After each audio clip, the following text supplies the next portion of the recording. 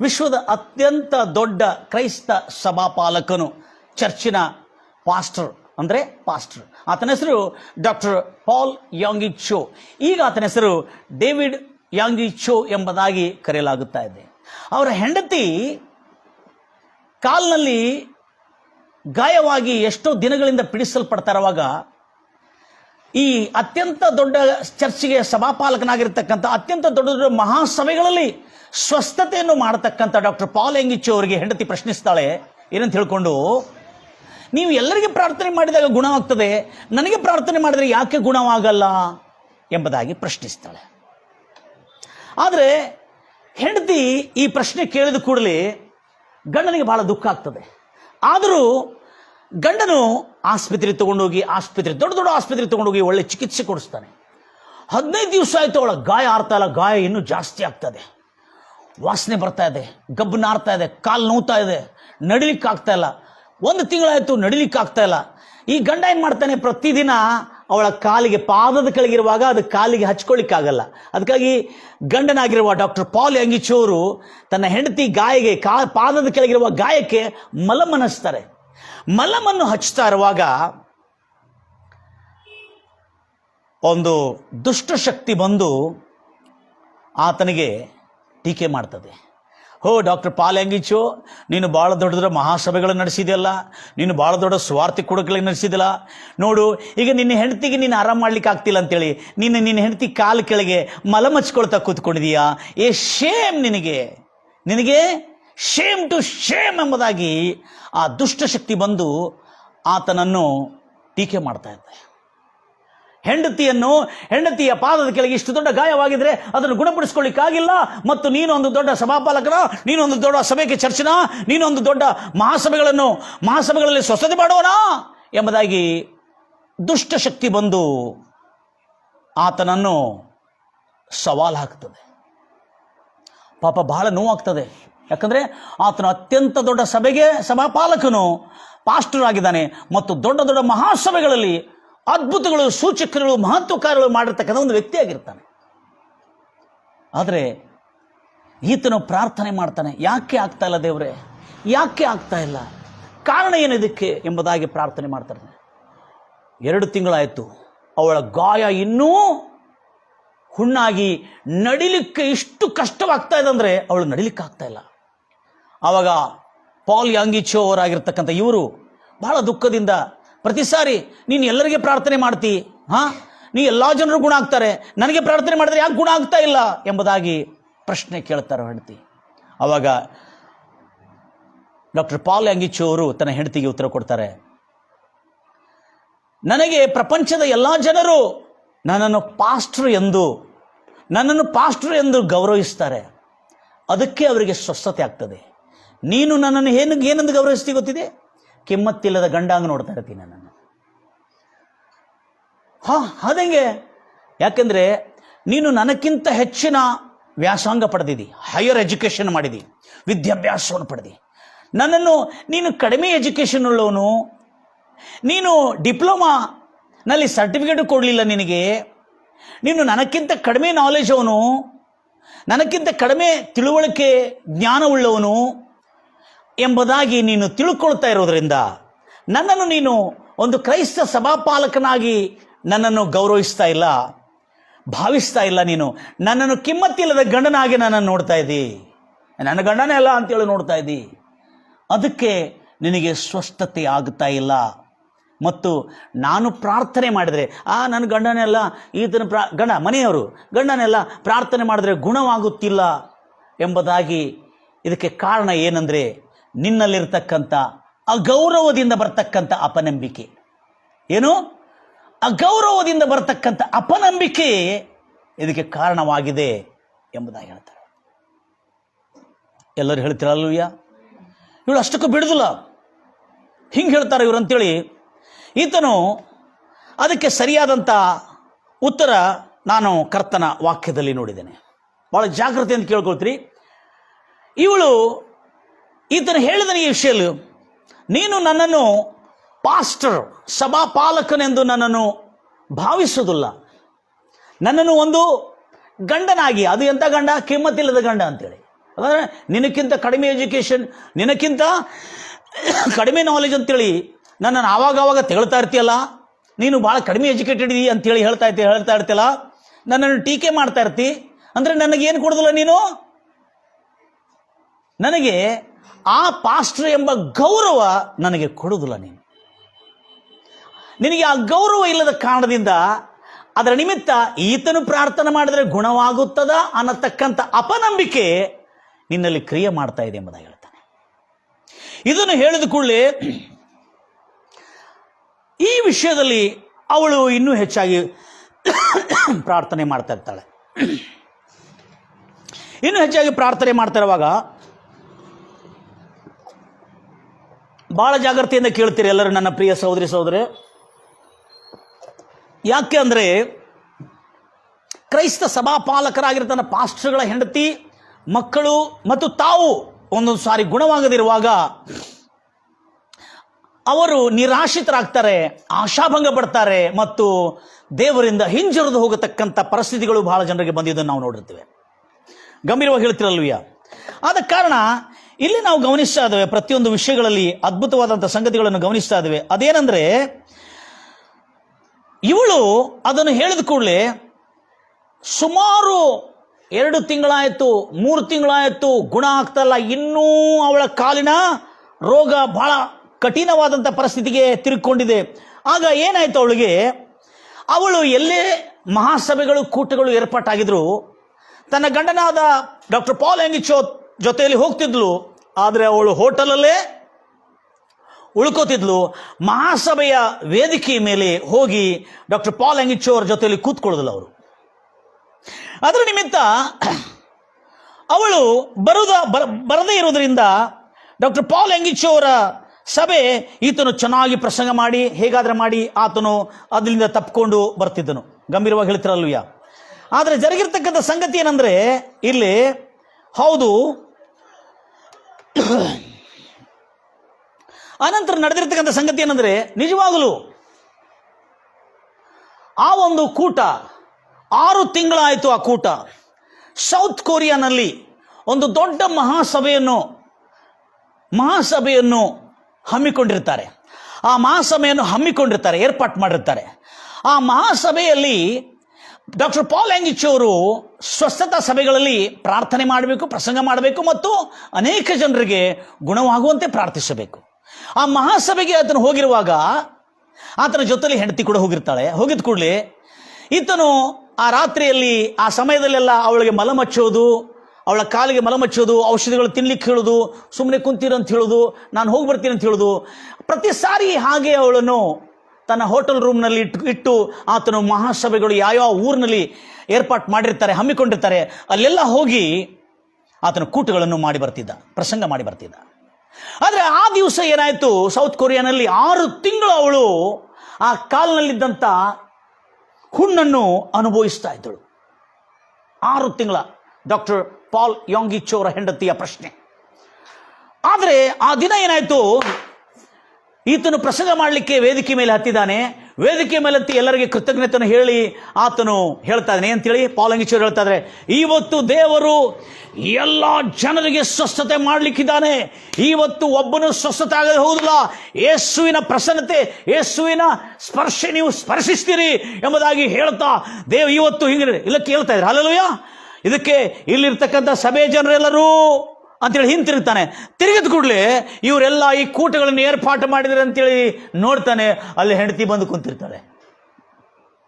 ಹೆಂಡತಿ ಬಂದು ಕೂತ್ಕೊಳ್ಳಿ, ಈತನ ಪವರ್ ಎಲ್ಲ ಹಿಂಗೆ ತಿರುಗಿದ್ಕೊಳ್ಳಿ, ಬುಸ್, ಅಯ್ಯಪ್ಪ ನನ್ನ ಹೆಂಡತಿ ಬಂದು ಕೂತಿದ್ದಾಳಲ್ಲ, ಇವತ್ತು ದೇವರು ಸ್ವಸ್ಥತೆಗಳು ಮಾಡ್ತಾನೆ, ಅದ್ಭುತಗಳು ಮಾಡ್ತಾನೆ, ಸೂಚಕ್ರಿಯೆಗಳು ಮಾಡ್ತಾನೆ. ಇಲ್ಲಿ ನನ್ನ ಹೆಂಡತಿ ಇಲ್ಲೇ ಬಂದು ಕೂತಿದ್ದಾಳಲ್ಲ, ಹಿಂದೆ ಬಂದು ಕೂತಿದ್ದಾಳಲ್ಲ, ಇವಳು ಹೋಟೆಲ್ ರೂಮ್ನಲ್ಲಿ ಮಲ್ತಾ ಇವತ್ತು ಯೋಚನೆ ಮಾಡ್ತಾ ಇದ್ದಾನೆ ಮತ್ತು ಮಾತಾಡ್ತಾ ಇದ್ದಾನೆ, ಸಂತೋಷವಾಗಿ ಮಾತಾಡ್ತಾ ಇದ್ದಾನೆ. ದೇವರು ಇವತ್ತು ಮಹಾಕಾರ್ಯಗಳು ಮಾಡ್ತಾನೆ. ಒಳಗೆ ಎಲ್ಲ ಹೆದರಿಕೆ ಆಗ್ತಾ ಇದೆ, ಮಹಾಕಾರ್ಯ ಬುಸ್ ಅಂತ ಹೋಗಿದೆ. ಆದರೂ ಡಾಕ್ಟರ್ ಪಾಲ್ ಎಂಗಿಚೋ ಅವರು ದೇವರ ಹತ್ರ ಪ್ರಾರ್ಥನೆ ಮಾಡ್ತಾ ಇರ್ತಾರೆ. ಮಾತಾಡ್ತಾ ಕರ್ತನೆ, ನಾನು ಏನು ಮಾಡಲಿ ಕರ್ತನೆ, ರಾಜ ನೀನು ಒಳ್ಳೆ ದೇವರು ಕರ್ತನೆ, ಇವತ್ತು ನನ್ನ ಮರ್ಯಾದೆ ಉಳಿಸ್ಬೇಕು ರಾಜ, ನನ್ನ ಮಾನವನ್ನು ಉಳಿಸ್ಬೇಕು ರಾಜ, ಹರಾಜು ಆಗದಂತೆ ಉಳಿಸ್ಬೇಕು ದೇವರು ಎಂಬುದಾಗಿ ಪಾಲ್ ಎಂಗಿಚೋ ಅವರು ಮನಸ್ಸೊಳಗೆ ಪ್ರಾರ್ಥನೆ ಮಾಡ್ತಾ ದೇವರ ವಾಕ್ಯವನ್ನು ತಗೊಂಡು ಪ್ರಸಂಗ ಮಾಡ್ತಾರೆ. ಅದ್ಭುತವಾದಂತಹ ಪ್ರಸಂಗ. ದೇವರ ಸುವಾರ್ತೆಯನ್ನು ಸಾರ್ತಾರೆ. ಆ ಸುವಾರ್ತೆ ಎಂಥದಂದ್ರೆ, ಯಾರ್ಯಾರು ಗುಣವಾಗಲಿಲ್ಲ ಅವರೆಲ್ಲರೂ ಗುಣವಾಗಬೇಕನ್ನತಕ್ಕಂಥ ನಂಬಿಕೆಯನ್ನು, ಒಂದು ದೃಢ ನಂಬಿಕೆಯನ್ನು, ಶಾಶ್ವತಷ್ಟು ವಿಶ್ವಾಸವನ್ನು ಅವರಿಗೆ ಹುಟ್ಟಿ ಬರುವಂತೆ ಬಹು ಪ್ರೇರಣಾಪೂರ್ವಕವಾದಂಥ, ಸ್ಫೂರ್ತಿ ಕೊಡತಕ್ಕಂಥ ಯೇಸು ಕ್ರಿಸ್ತನ ಸಂದೇಶವನ್ನು ಆತನು ಸಾರ್ತಾನೆ, ಪವರ್ಫುಲ್ ಆಗಿ ಸಾರ್ತಾನೆ. ವೇದಿಕೆಯಿಂದ ಮಹಾಸಭೆಯಲ್ಲಿರ್ತಕ್ಕಂಥ ಎಲ್ಲ ಜನರ ಮೇಲೆ ಬಹು ಅಭಿಷೇಕ, ಸ್ವಸ್ಥತೆ ಶಕ್ತಿ, ಆನಂದ, ಹರ್ಷ, ಬಿಡುಗಡೆ, ದೆವ್ವಗಳಿಂದ ಪೀಡಿತರಾಗಿರ್ತಕ್ಕಂಥ ನೂರಾರು ಸಾವಿರಾರು ಜನರು ಗುಣಮುಖರಾಗ್ತಾರೆ. ದೆವ್ವ ಪೀಡಿತರಾಗಿರೋರು ಬಿಡುಗಡೆ ಆಗ್ತಾರೆ. ಗುಣವಾಗಲಾರದಂಥ ರೋಗಗಳು ಗುಣ ಆಗ್ತಾ ಇದೆ. ಔಷಧ ಇಲ್ಲದಂಥ ರೋಗಗಳು ಗುಣ ಆಗ್ತಾ ಇದೆ. ಎಷ್ಟೋ ವರ್ಷಗಳಿಂದ ಇರುವ ರೋಗಗಳು ಗುಣ ಆಗ್ತದೆ. ಎಲ್ಲರೂ ಬಂದು ಸಾಕ್ಷಿ ಹೇಳ್ತದೆ. ಏನು ಹೇಳ್ತಾ ಇದ್ದಾರೆ? ಎಲ್ಲರೂ ಬಂದು ಸಾಕ್ಷಿ ಹೇಳ್ತಾರೆ. ಎಲ್ಲರೂ ಬಂದು ಸಾಕ್ಷಿ ಹೇಳ್ತಾ ಇದ್ರೆ ಈತನು ಸಂತೋಷ ಪಡಬೇಕಲ್ಲ. ಅಬ್ಬಾ ಎಂಥ ರೋಗ ಗುಣ ಆಗಿದೆ ಅಂತೇಳಿ ಪ್ರೈಸ್ ನೋಡಿ. ಈತನಿಗೆ ಸಂತೋಷ ಆಗ್ತಾ ಇಲ್ಲ. ದೇವರೇ, ನೀನಾದರೆ ಅಲ್ಲಿ ಅದ್ಭುತ ಮಾಡಿದಿ. ನನ್ನ ಹೆಂಡತಿ ಹಿಂದೆ ಕೂತಿದ್ದಾಳೆ, ನೀನು ಪ್ರಾರ್ಥನೆ ಮಾಡಿದ್ರೆ ನಾನು ಗುಣವಾಗುವುದಿಲ್ಲ ಎಂಬುದಾಗಿ, ನಾನು ಯಾಕೆ ಗುಣವಾಗುತ್ತಿಲ್ಲ ಎಂಬುದಾಗಿ ಪ್ರಶ್ನಿಸ್ತಾ ಇದ್ದಲ್ಲ. ಆದರೆ ಈತನು ಪ್ರಸಂಗದ ಮೇಲೆ ಪ್ರಸಂಗ ಮಾಡ್ತಾ ಇದ್ದಾನೆ. ಎಲ್ಲರೂ ಹೇಳ್ತಿರಲ್ಲೂಯ್ಯ, ಗಂಭೀರವಾಗಿ ಹೇಳ್ತಿರಲ್ಲೂಯ್ಯ. ಆ ಸಮಯದಲ್ಲಿ ಅವಳ ಹೆಂಡತಿಗೆ ಒಂದು ಸ್ಫೂರ್ತಿಗೆ ಬಂದಿದ್ದು ಏನಂದ್ರೆ, ಮತ್ತೇಯು ಸುವಾರ್ತೆ 13ನೇ ಅಧ್ಯಾಯ 53ರಿಂದ, ಮತ್ತೇಯು ಸುವಾರ್ತೆ 13:53ರಿಂದ 58ವರೆಗಿರ್ತಕ್ಕಂಥ ಒಂದು ಘಟನೆಯನ್ನು ನೋಡೋಣ. ಯೇಸು ಕ್ರಿಸ್ತನು ಕರ್ತಾದಿಕರ್ತನು, ದೇವಾದಿದೇವನು, ಭೂಲೋಕ ಮಾನವ ಜಾತಿಗಳಿಗೆ ಮುಕ್ತಿ, ಉದ್ಧಾರಕರ್ತನು, ಮುಕ್ತಿ ಕೊಡತಕ್ಕಂಥವನು, ಶಾಂತಿ ಸಮಾಧಾನ ರಕ್ಷಣೆ ಕೊಡತಕ್ಕಂಥ ಯೇಸು ಕ್ರಿಸ್ತನು ತನ್ನ ದೇಶವನ್ನು ಬಿಟ್ಟು ವಿದೇಶಗಳಲ್ಲಿ ಹೋಗಿ ಪ್ರಸಂಗ ಮಾಡ್ತಾ ಇರ್ತಾನೆ, ಸುವಾರ್ತೆ ಸಾರ್ತಾ ಇರ್ತಾನೆ, ಸ್ವಸ್ಥತೆ ಮಾಡ್ತಾ ಇರ್ತಾನೆ. ಆದರೆ ಒಂದು ದಿನ ಹೀಗೆ ಬರ್ತದೆ, ಆತನು ತಿರುಗಿ ತನ್ನ ಸ್ವದೇಶಕ್ಕೆ, ಕರ್ತನಾದ ಯೇಸು ಕ್ರಿಸ್ತನು ತನ್ನ ಸ್ವದೇಶಕ್ಕೆ ಬರುವಂಥ ಪರಿಸ್ಥಿತಿ ಬರ್ತದೆ. ಆಗ ಸ್ವದೇಶಕ್ಕೆ ಬರುವಂಥ ಪರಿಸ್ಥಿತಿ ಬಂದಿರುವಾಗ ಆ ಸ್ವದೇಶದಲ್ಲಿರ್ತಕ್ಕಂಥ ಎಲ್ಲ ಸಭಾಭವನದಲ್ಲಿ, ಆಲಯದಲ್ಲೆಲ್ಲ ಈತನ ಪ್ರಸಂಗ ಮಾಡಿದ್ದು. ಈಗ ಎಲ್ಲಿ ಅಂದರೆ ಕ್ರೈಸ್ತ ಚರ್ಚ್ಗಳಂತ ಹೇಳ್ತೇವೆ ನಾವು. ಆದರೆ ಯೇಸು ಕ್ರಿಸ್ತನು ಅಲ್ಲಿ ಸುವಾರ್ತೆ ಸಾರಿದ್ದು ಯಹೂದ್ಯ ಸಭಾಭವನದಲ್ಲಿ, ಯಹೂದ್ಯ ಸಮಾಜ ಭವನದಲ್ಲಿ ಅಂತಲೂ ಹೇಳ್ಬೋದು ನಾವು. ಈಗ ತೆಲುಗು ಸಮಾಜದವರು ಮತ್ತು ಕನ್ನಡ ಸಮಾಜದವರು ಹಾಗೆ ಅಲ್ಲಿ ಯಹೂದ್ಯ ಸಮಾಜ ಭವನದಲ್ಲಿ ಯೇಸು ಕ್ರಿಸ್ತನು ಸುವಾರ್ತೆ ಸಾರಿ ಅಲ್ಲೇ ಸಾರ್ತಾ ಇರುವಾಗ, ಅಲ್ಲಿ ಅನೇಕ ಜನರಲ್ಲಿ ಸಭಾಭವನಗಳಲ್ಲಿ ಸಾರ್ತಾ ಇರುವಾಗ ಅಲ್ಲಿ ಯೇಸು ಕ್ರಿಸ್ತನೇ ಆಶ್ಚರ್ಯಚಕಿತನಾಗಿದ್ದಾನೆ. ನೋಡಿ ಏನಾಗಿದೆ, ಈತನು ಮಾಡುತ್ತಿರತಕ್ಕಂಥ ಪ್ರಸಂಗವನ್ನು ಕೇಳಿ ಯೇಸು ಕ್ರಿಸ್ತನು ಈತನು ಮರಿಯಳ ಮಗಳಲ್ಲ. ಯಾಕಂದ್ರೆ ಈ ಸ್ವದೇಶದಲ್ಲಿ, ಸ್ವಂತ ಊರಿನಲ್ಲಿ, ಸ್ವದೇಶದಲ್ಲಿ ಮಾತ್ರ ಅಲ್ಲ, ಸ್ವಂತ ಊರಿನಲ್ಲಿ ಈತನು ಯೇಸು ಕ್ರಿಸ್ತನು ಕನ್ಯಾ ಮರಿಯಳ ಮಗನಲ್ಲವೇ? ಯೋಸೇಪನ ಮಗನೆಂದು ಕರೆಯಲ್ಪಡ್ತಾನಲ್ಲ ಈತನು. ಯೇಸು ಕ್ರಿಸ್ತನು ಯಾಕೋಬು, ಯೋಹಾನು, ಯೂದ ಎಂಬ ಸಹೋದರರ ಅಣ್ಣ ಅಲ್ಲ ಈತನು. ಯೇಸು ಕ್ರಿಸ್ತನು ಈತನಿಗೆ ಇಂಥ ದೊಡ್ಡ ಜ್ಞಾನ ಎಲ್ಲಿಂದ ಬಂದಿದೆ? ಇಂಥ ಮಹಾಜ್ಞಾನ, ಅದ್ಭುತವಾದಂಥ ಉಪದೇಶ. ಕೆಡುಕರು ಸನ್ಮಾರ್ಗಕ್ಕೆ ಬರ್ತಾ ಇದ್ದಾರೆ,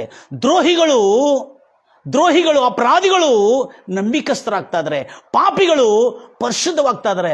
ಇವರೆಲ್ಲ ಜೀವನ ಯೇಸು ಕ್ರಿಸ್ತನ ಉಪದೇಶದಿಂದ ಜನರ ಜೀವನ ಮಾರ್ಪಾಟವಾಗಿ ನೂತನವಾದಂಥ ಹೊಸ ಜೀವನ, ಸುಖ ಜೀವನ, ಸಮಾಧಾನದ ಜೀವನ, ನೆಮ್ಮದಿ ಜೀವನ, ಸಾತ್ವಿಕತ್ವದ ಜೀವನ, ಆನಂದ ಹರ್ಷದ ಜೀವನ ಮಾಡ್ತಾ ಇದ್ದಾರಲ್ಲ. ಇಂಥ ಜ್ಞಾನ ಈತನಿಗೆ ಎಲ್ಲಿಂದ ಬಂತು ಎಂಬುದಾಗಿ ಅಲ್ಲಿನ ಸಮಾಜ ಭವನದಲ್ಲಿರ್ತಕ್ಕಂಥ ತನ್ನ ಸ್ವಂತ ದೇಶದವರು, ಸ್ವಂತ ಊರಿನವರು ಯೇಸು ಕ್ರಿಸ್ತನನ್ನು ಹೊಗಳುತ್ತಾ ಇರ್ತಾರೆ. ಇನ್ನೊಂದು ಪಕ್ಕದಲ್ಲಿ ಈತನು ಆಫ್ಟರ್ ಆಲ್ ಯಾರ ಮಗನು? ಅಲ್ಲಿ ನಮ್ಮ ಊರಿನ ಮರಿಯಳ ಮಗನಲ್ಲ. ಈತನ ಸಹೋದರರು ಯೋಹಾನ್, ಯಾಕೋಬ್, ಯೂದ, ಯೋಸೇಸ್ ಇವರ ಸಹೋದರನಲ್ಲ.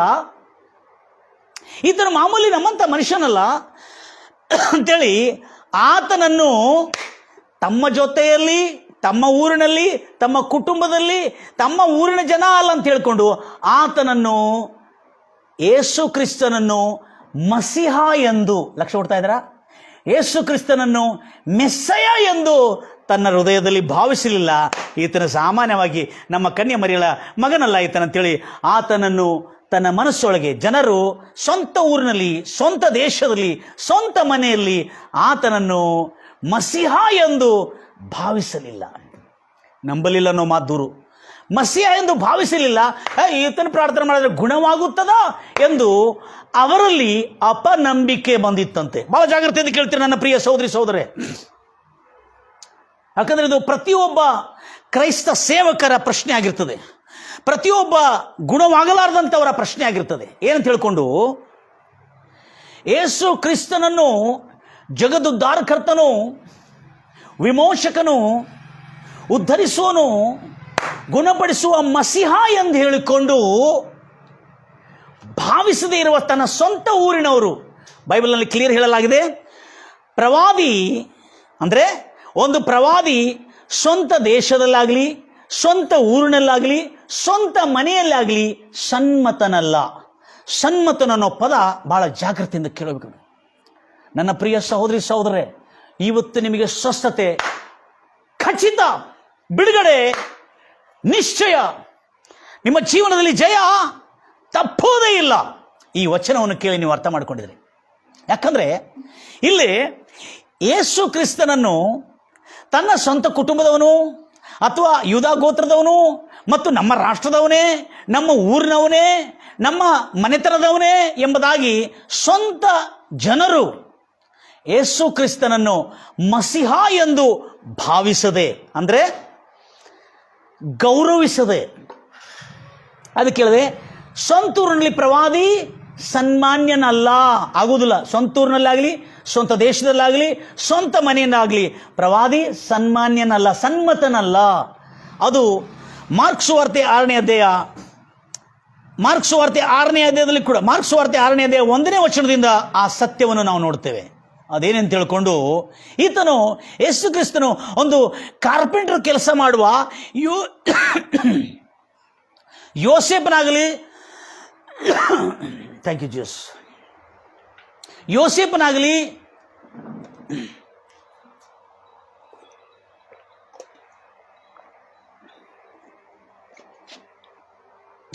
ಯೋಸೇಫನಾಗಲಿ,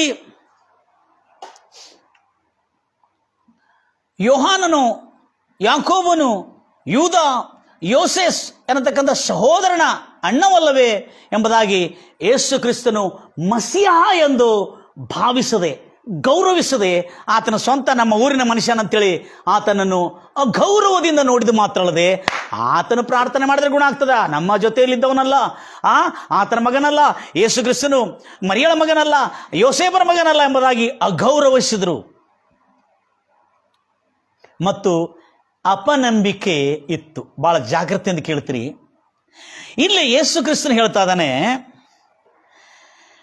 ಆಶ್ಚರ್ಯಪಟ್ಟನಂತೆ. ಇಲ್ಲಿ ಆಶ್ಚರ್ಯಪಟ್ಟನು ಯಾವ ವಿಷಯದಲ್ಲಿ? ಇಲ್ಲಿ ನೋಡ್ತಾ ಇದ್ದೇವೆ, ಯೇಸು ಕ್ರಿಸ್ತನು he marvelled because of their unbelief he went around the villages teaching. ಈತನು ತನ್ನ ದೇಶದಲ್ಲಿ, ತನ್ನ ಊರಿನಲ್ಲಿ, ತನ್ನ ಮನೆತನದವರ ಮಧ್ಯದಲ್ಲಿ ಹೋಗಿ ಯೇಸು ಕ್ರಿಸ್ತನು ದೇವರ ರಾಜ್ಯದ ಸುವಾರ್ತೆಯನ್ನು ಸಾರುತ್ತಾ ಅಲ್ಲೆಲ್ಲ ಕಡೆ ಸಾರುತ್ತಾ ಅಡ್ಡಾಡಿದ ನಂತರನು ಅವರ ಅಪನಂಬಿಕೆ, ಯಾರು? ತನ್ನ ಸ್ವಕೀಯ ಜನರ ಅಪನಂಬಿಕೆ ನಿಮಿತ್ತ ಆಶ್ಚರ್ಯಪಟ್ಟನಂತೆ. ಹಲ್ಲೆಲೂಯಾ. ಅಪನಂಬಿಕೆ ನಿಮಿತ್ತ ಯೇಸು ಕ್ರಿಸ್ತನು ಅದ್ಭುತವೇ ಮಾಡಲಿಲ್ಲ ಅಂತ ಬೈಬಲಲ್ಲಿ ಇಲ್ಲ.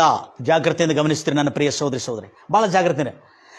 ಅವರ ಅಪನಂಬಿಕೆ ನಿಮಿತ್ತ, ಸ್ವಕೀಯ ಜನರ ಅಪನಂಬಿಕೆ ನಿಮಿತ್ತ, ಅಂದರೆ ಅಗೌರವ ಇರುವುದರಿಂದ, ಯೇಸುವನ್ನು ಮಸಿಹ ಎಂದು ಭಾವಿಸದೇ ಇರುವುದರಿಂದ, ಕ್ರಿಸ್ತನೆಂದು ಭಾವಿಸದೇ ಇರುವುದರಿಂದ, ನಮ್ಮ ರಕ್ಷಕನು, ನಮ್ಮ ವಿಮೋಚಕನು, ನಮ್ಮ ಒಡೆಯನೆಂದು ಭಾವಿಸದೇ ಇರುವುದರಿಂದ ಅವರು ಯೇಸು ಕ್ರಿಸ್ತನು ಏನು ಅದ್ಭುತ ಮಾಡ್ತಾನೆ, ಸೂಚಕ್ರಿಯೆ ಮಾಡ್ತಾನೆ ಅಂತೇಳಿ ಅಪನಂಬಿಕೆ ನಿಮಿತ್ತ, ಲಕ್ಷಣ ಹೇಳ್ತೀರಿ, ಅಪನಂಬಿಕೆ ನಿಮಿತ್ತ ಅಲ್ಲಿ ಬಹಳ ಅದ್ಭುತಗಳು ಆಗಲಿಲ್ಲ.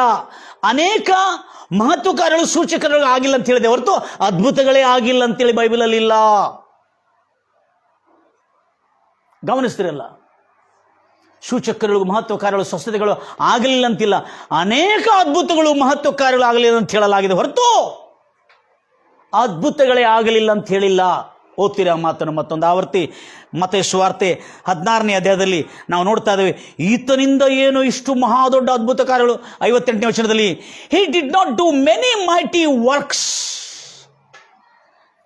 There because of their unbelief. ಅಲ್ಲಿ ಆತನು ಅವರಿಗಿರತಕ್ಕಂಥ ಅವಿಶ್ವಾಸದ ನಿಮಿತ್ತ, ಅಪನಂಬಿಕೆ ನಿಮಿತ್ತ ಮಹಾ ದೊಡ್ಡ ಕಾರ್ಯಗಳನ್ನು ಮಾಡಲಿಲ್ಲ ಅಂತ ಹೇಳಿದೆ. ಎಲ್ಲರೂ ಹೇಳ್ತಿರಲ್ವ್ಯ, ಮಾಡಲಿಕ್ಕೆ ಆಗಿಲ್ಲ ಅಂತಲ್ಲ, ಮಾಡಲಿಲ್ಲ. ಲಕ್ಷಣ ಕೇಳ್ತೀರಿ. ಆಗ ಗಮನಿಸಿದೇನೆಂದ್ರೆ, ಇಲ್ಲಿ ಯೇಸು ಕ್ರಿಸ್ತನು ತನ್ನ ಸೊಕೆ ಊರದವನೆಂಬುದಾಗಿ ಹೇಗೆ ಪಾಲ್ ಯಂಗಿಚ್ ಅವರ ಹೆಂಡತಿ, ನನಗಿಂತ ಕಡಿಮೆ ಓದಿದ್ದಾನೆ, ನಾನು ಭಾಳ ಓದಿದ್ದೇನೆ, ಆತನ ಮಹಾಸಭೆಗಳೆಲ್ಲ ಪ್ರಸಂಗ ಮಾಡಿ ಸುವಾರ್ತೆ ಸಾರಿದ್ರು, ಈತನ ಪ್ರಾರ್ಥನೆ ಮಾಡಿದ್ರೆ ನನಗೆ ಗುಣವಾಗುತ್ತದ ಏನೋ ಅಪನಂಬಿಕೆಗೆ ಕಾರಣ ಏನಂದರೆ, ಆತನನ್ನು ಸಭಾಪಾಲಕನು, ಕ್ರೈಸ್ತ ಪಾಸ್ಟರ್ ಎಂಬುದಾಗಿ ತನ್ನ ಮನಸ್ಸೊಳಗೆ ಭಾವಿಸಲಿಲ್ಲ, ಗೌರವಿಸಲಿಲ್ಲ. ಅದರ ನಿಮಿತ್ತ ಅವಳಿಗೆ ಅಪನಂಬಿಕೆ ಎಂಬ ದೊಡ್ಡ ತಡೆ ಅವಳಲ್ಲಿ ಬಂತು. ಈಗ ಗಮನಿಸ್ತೀರಿಲ್ಲ, ಇಲ್ಲಿ ಏನಾಗಿದೆ ಅಂದರೆ,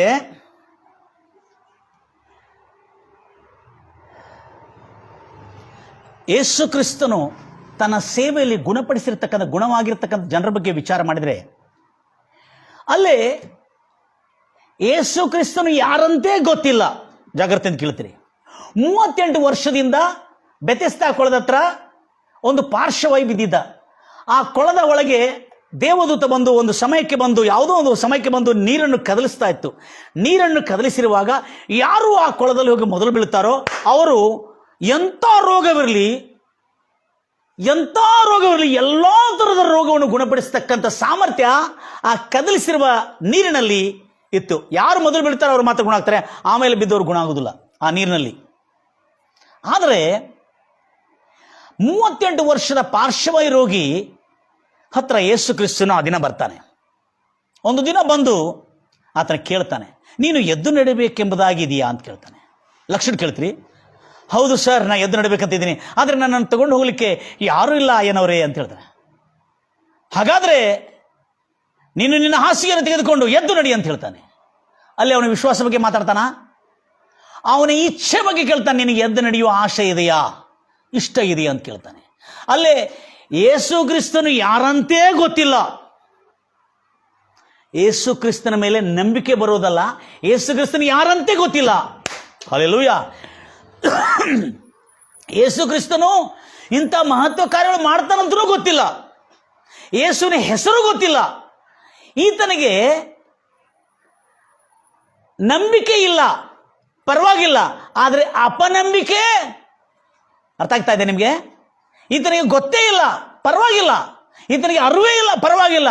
ಆದರೆ ಇಲ್ಲಿ ಏನಾಗಿದೆ, ಯೇಸು ನಮ್ಮ ಮಧ್ಯದಲ್ಲಿ ಹುಟ್ಟಿ ಬೆಳೆದವನಲ್ಲ ಅಂತೇಳಿ ಈತನ ಮಾಡಿದರೆ ಗುಣ ಆಗುತ್ತದೆ ಎಂಬ ಅಪನಂಬಿಕೆ ಯೇಸುವನ್ನು ತಡೀತಾ ಇತ್ತಂತೆ, ಲಾಕ್ ಮಾಡಿಬಿಟ್ಟಿದೆ. ಯಾರ ಅಪನಂಬಿಕೆ? ತನ್ನ ಸ್ವಕೀಯ ಜನರ ಅಪನಂಬಿಕೆ. ಅಗೌರವದಿಂದ ಯೇಸುವನ್ನು ಮಸಿಹ ಎಂದು ಭಾವಿಸದೆ, ಗ್ರಹಿಸದೆ, ನಂಬದೆ ಇವರು ಅಪನಂಬಿಕೆಯನ್ನು ವ್ಯಕ್ತಪಡಿಸಿರೋದ್ರಿಂದ ಅಲ್ಲೇ ಸ್ವಕೀಯ ಜನರು ಗುಣವಾಗಲಿಲ್ಲ. ಅದಕ್ಕೆ ಬೈಬಲ್ ನೋಡ್ರಿ, ಯೇಸು ಕ್ರಿಸ್ತನು ಎಲ್ಲೆಲ್ಲಿ ಆಶ್ಚರ್ಯಪಟ್ಟಿದ್ದಾನೆ. ಒಂದು ಅನ್ಯನಾಗಿರ್ತಕ್ಕಂಥ ಶತಾಧಿಪತಿ ಬಂದು ಪ್ರಾರ್ಥನೆ ಮಾಡಲು ಕೇಳಿರುವಾಗ, ಅಯ್ಯ ನೀನು ಒಂದು ಮಾತು ಹೇಳಿ ಸಾಕಯ್ಯ, ನಮ್ಮ ಮನೆಯಲ್ಲಿರುವ ಆಳು ಗುಣ ಆಗ್ತಂತ ಹೇಳಿದ್ಕೊಳ್ಳಿ. ಇಸ್ರಾಯೇಲರಲ್ಲಿ, ಅಂದರೆ ಶತಾಧಿಪತಿ ರೋಮನ್ನನು, ಇಸ್ರಾಯೇಲರ ಸ್ವಕೀಯ ಜನರು, ಇಸ್ರಾಯೇಲರಲ್ಲಿ ಇಂಥ ನಂಬಿಕೆ ನಾನು ನೋಡಲಿಲ್ಲ ಅಂತೇಳಿ ಎಷ್ಟು ಆಶ್ಚರ್ಯಪಟ್ಟಿದ್ದಾನೆ. ಆದರೆ ನಂಬಿಕೆ, ಮಹಾನಂಬಿಕೆ ವಿಷಯ, ಸಾಸಿವೆ ಕಳಿಸಿರುವ ನಂಬಿಕೆ ವಿಷಯದಲ್ಲಿ ಆಶ್ಚರ್ಯಪಟ್ಟಿದ್ದಾನೆ. ಇಲ್ಲಿ ಅಪನಂಬಿಕೆಯನ್ನು ನೋಡಿ ಆಶ್ಚರ್ಯಪಟ್ಟಿದ್ದಾನೆ. ಅಬ್ಬಾಬಾಬಾಬಾಬಾ, ಈ ನಮ್ಮ ಜನರು ಅಪನಂಬಿಕೆ ನಿಮಿತ್ತ ಸ್ವಸ್ಥತೆಯ ಶಕ್ತಿ ಅದ್ಭುತವಾಗಿ ನಿಂತಿದ್ರು ಕೂಡ ಇವರು ಗುಣವಾಗ್ತಾ ಇಲ್ಲಲ್ಲ, ಇವರು ಅಪನಂಬಿಕೆ, ಅಬ್ಬಾಬಾಬಾ ಎಂಥ ಪವರ್ಫುಲ್ ಅಪನಂಬಿಕೆ ಅಂತೇಳಿ ಯೇಸು ಕ್ರಿಸ್ತನು ಆಶ್ಚರ್ಯಪಟ್ಟನಂತೆ. Price Lord Jesus. ಆಗ ಲಕ್ಷ ಕೇಳ್ತೀರಿ, ಅಲ್ಲಿ ಕರೆಕ್ಟಾಗಿ ನೋಡ್ರಿ, ಯೇಸು ಕ್ರಿಸ್ತನು ಅನೇಕ ಜನರಿಗೆ ಯೇಸು ಕ್ರಿಸ್ತನು ಅದ್ಭುತಗಳು ಮಾಡೇ ಇಲ್ಲ ಅಂತ ಜನ ಹೇಳ್ತಾರೆ. ಆದರೆ ಇಲ್ಲಿ ಸ್ವಂತ ಊರಿನಲ್ಲಿ ಯಾರ್ಯಾರು ಯೇಸು ಕ್ರಿಸ್ತನನ್ನು ಸನ್ಮಾನಿಸಿ ಗೌರವಿಸಿ ನಂಬಿದರೂ ಅವರಿಗೆ ಮಹತ್ವ ಕಾರ್ಯಗಳು ನಡೆದವಂತೆ ಅಲ್ಲಿ. Praise Lord Jesus. ಗಂಭೀರವಾಗಿ ಹೇಳ್ತಿರಲ್ವಯ್ಯ. ಗಮನಿಸ್ತೀರಿ, ಇಲ್ಲಿ ನಾವು ನೋಡ್ತಾ ಇದ್ದೇವೆ ಹೇಗೆ ಈ ಮಹತ್ವ ಕಾರ್ಯಗಳು ನಡೆದಿದೆ ಎಂಬುದಾಗಿ ನೋಡಿದ್ದೇವೆ. ಅವರು ಹೇಗೆ ಯೇಸು ಕ್ರಿಸ್ತನಲ್ಲಿ ಮಾರ್ಕ್ ಸುವಾರ್ತೆ 6ನೇ ಅಧ್ಯಾಯ 1ನೇ ವಚನದಲ್ಲಿ ನಾವು ನೋಡ್ತೇವೆ, ಪ್ರವಾದಿ ಸನ್ಮತನಲ್ಲ ಅಂತ ಹೇಳಿದ ಕುಳ್ಳು 5ನೇ ವಚನದಲ್ಲಿ he could not do mighty works there except, ಅಂದರೆ ಹೊರತುಪಡಿಸಿ ಬಹಳ ಅನೇಕ ಮಹತ್ವ ಕಾರ್ಯಗಳು ಅಲ್ಲಿ ಮಾಡಲಿಲ್ಲ. ಹೊರತುಪಡಿಸಿ ಏನೋ ಕೆಲವು ಮಂದಿ ರೋಗಿಗಳ ಮೇಲೆ ಕೈಯಿಟ್ಟು ಸ್ವಸ್ಥ ಮಾಡಿದೆ ಹೊರತು ಬೇರೆ ಯಾವ ಅಂದ್ರೆ ಮಹತ್ವ ಕಾರ್ಯಗಳು ಮಾಡಲಿ. ಅಂದ್ರೆ ಅರ್ಥ ಏನು? ಕೆಲವು ಮಂದಿಯ ವಿಷಯದಲ್ಲಿ ಮಾತ್ರ ಮಹತ್ವ ಕಾರ್ಯಗಳು ಜರುಗಿದೆ ಅಲ್ಲಿ. ಸ್ವಂತೂರಿನಲ್ಲಿ ಪ್ರವಾದಿ ಸನ್ಮತನಲ್ಲ, ಆದರೆ ಜರುಗಿದೆ. ಅದೇ ಮಹತ್ವ ಕಾರ್ಯಗಳು ಇಲ್ಲಿ ನೋಡ್ತಾ ಇದ್ದೇವೆ. ಇಲ್ಲಿ ಮತ್ತಾಯ ಸುವಾರ್ತೆ 5ನೇ ಅಧ್ಯಾಯ 54ನೇ ವಚನದಲ್ಲಿ ಅಲ್ಲಿ ಈತನ ಮಹಾಜ್ಞಾನವನ್ನು ನೋಡಿ ಮತ್ತು ಈತನು ಮಾಡಿರತಕ್ಕಂಥ ಮಹತ್ವ ಕಾರ್ಯಗಳು, ಅಂದರೆ ಅನೇಕ ಮಹತ್ವ ಕಾರ್ಯಗಳು ಮಾಡಲಿಲ್ಲ, ಆದರೆ ಕೆಲವು ಮಹತ್ವ ಕಾರ್ಯಗಳು, ಸೂಚಕ್ರಿಯೆಗಳು, ಸ್ವಸ್ಥತೆಗಳು ಅಲ್ಲಿ ಆಗಿದೆ. ಮತ್ತಾಯ ಸುವಾರ್ತೆ 13ನೇ ಅಧ್ಯಾಯ 54ನೇ ವಚನದಲ್ಲಿ ತರುವಾಯ ಆತನು ತನ್ನ ಜನರಿಗೆ ತನ್ನ ಊರಿಗೆ ಬಂದು ಅಲ್ಲಿರುವ ಸಭಾಭವನದಲ್ಲಿ, ಮಂದಿರ ಅಂದ್ರೆ ಚರ್ಚ್ ಅಲ್ಲ ಅದು, ಅಲ್ಲಿರುವ ಸಮಾಜದ ಸಭಾಭವನದಲ್ಲಿ ಜನರಿಗೆ ಉಪದೇಶ ಮಾಡುತ್ತಿದ್ದನು. ಅವರು ಕೇಳಿ ಆಶ್ಚರ್ಯಪಟ್ಟು, ಅರ್ಥ ಆಯ್ತಾ?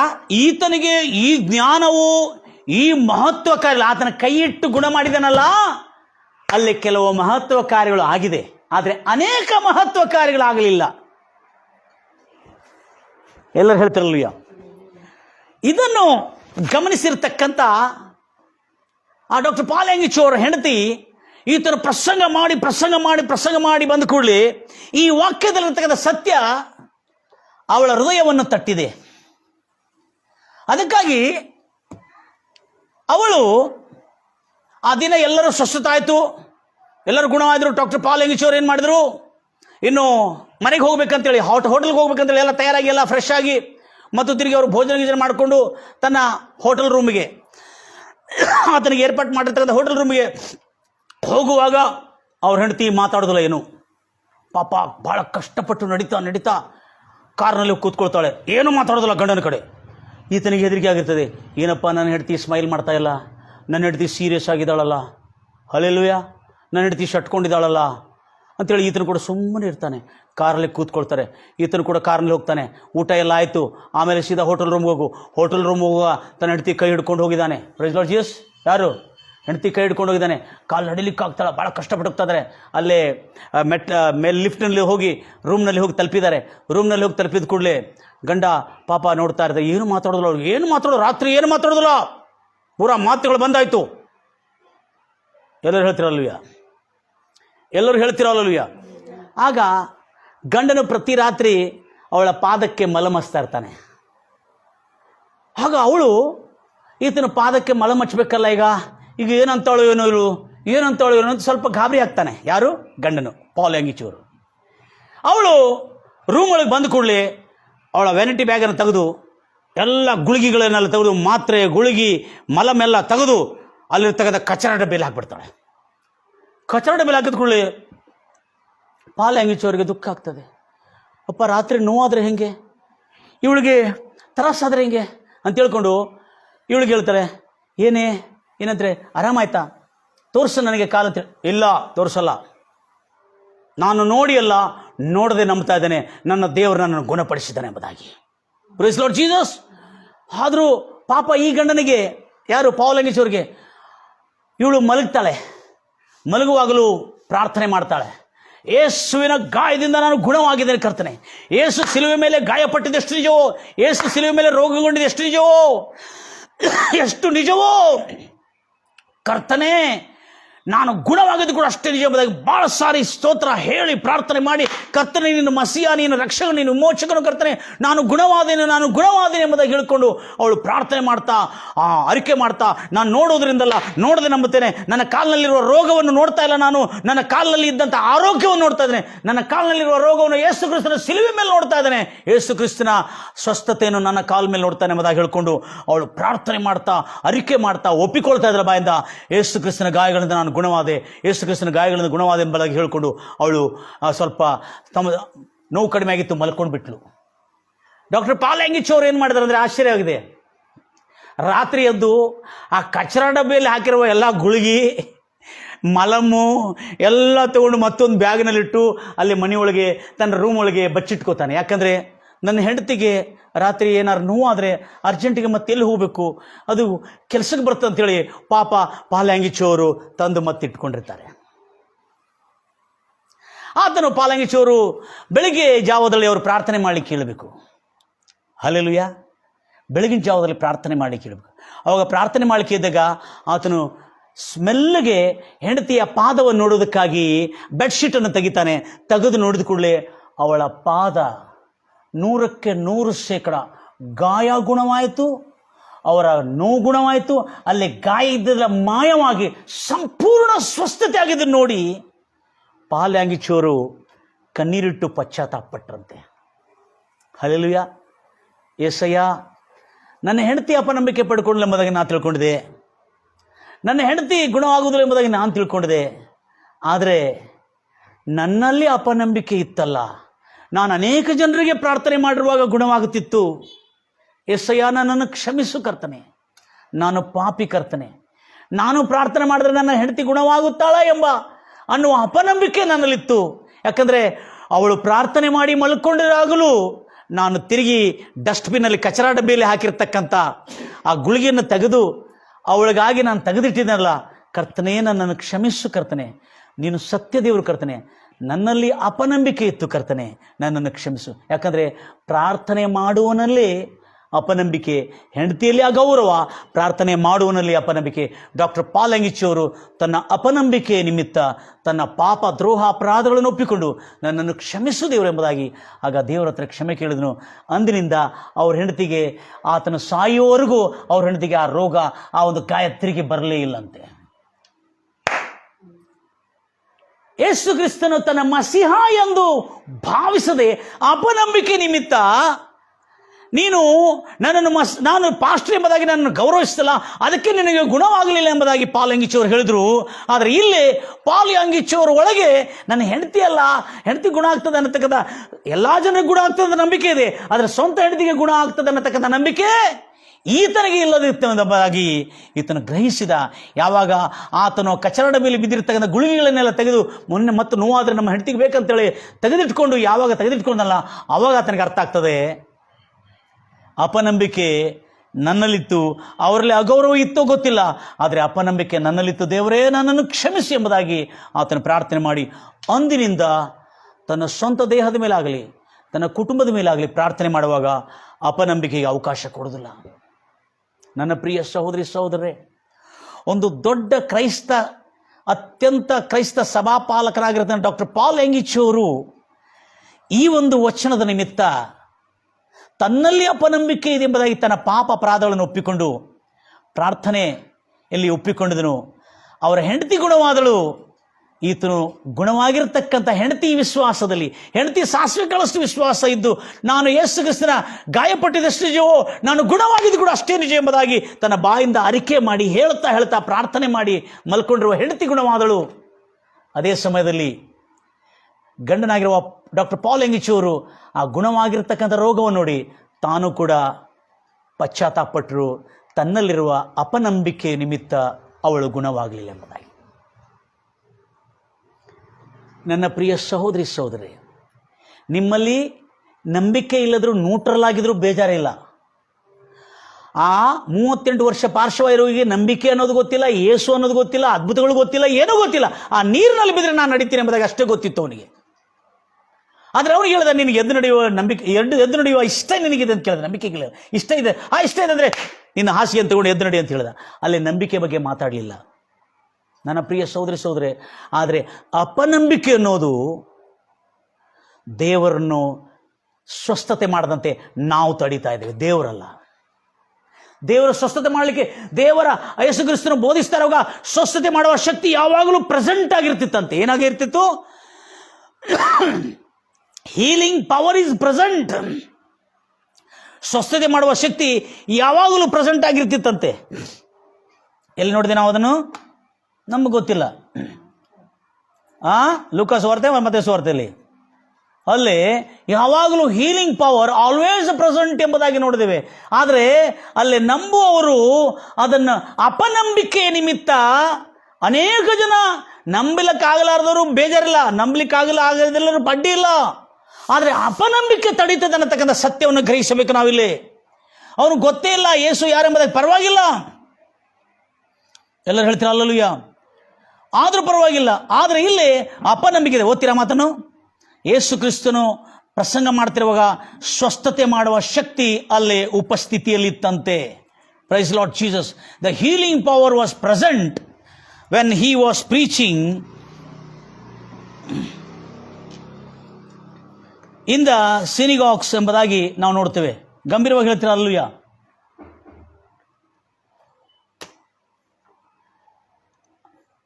Price Lord Jesus.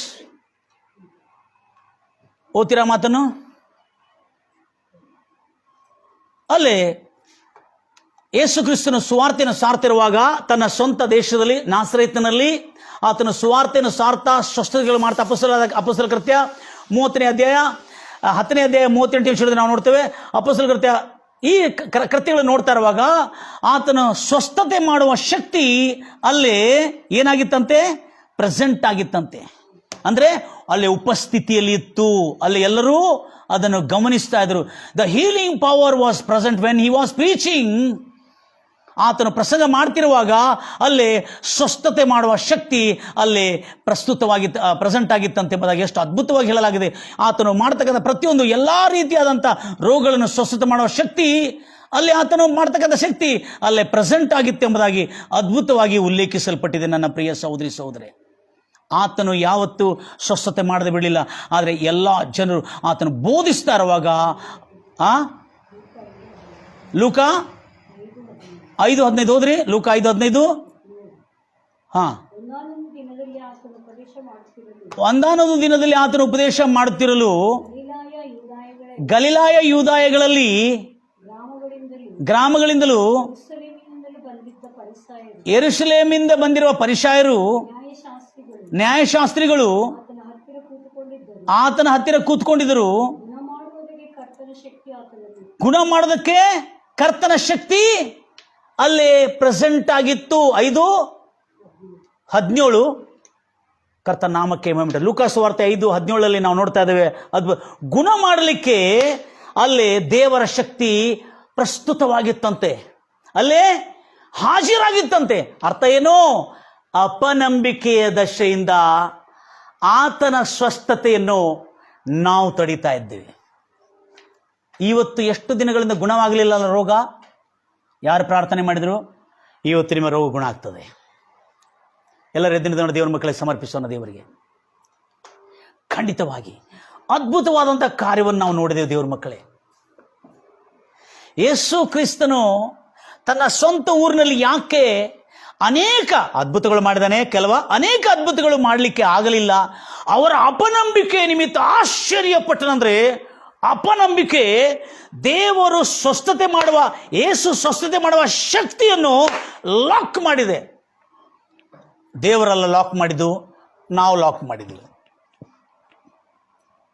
ಇವತ್ತು ಪ್ರಾರ್ಥನೆ ಮಾಡೋದ್ರ ಮೂಲಕವಾಗಿ ಯೇಸು ಕ್ರಿಸ್ತನು ನನ್ನನ್ನು ಗುಣಪಡಿಸುತ್ತಾನೆಂಬ ನಂಬಿಕೆ, ಅಪನಂಬಿಕೆಯನ್ನು ಬಿಟ್ಟು ಬಿಡೋಣ. ಸಾಸಿವೆ ಕಳಸ ನಂಬಿಕೆ ಇದ್ರೆ ಸಾಕು, ಗುಣವಾಗೋದು ಮಾತ್ರ ಖಚಿತ.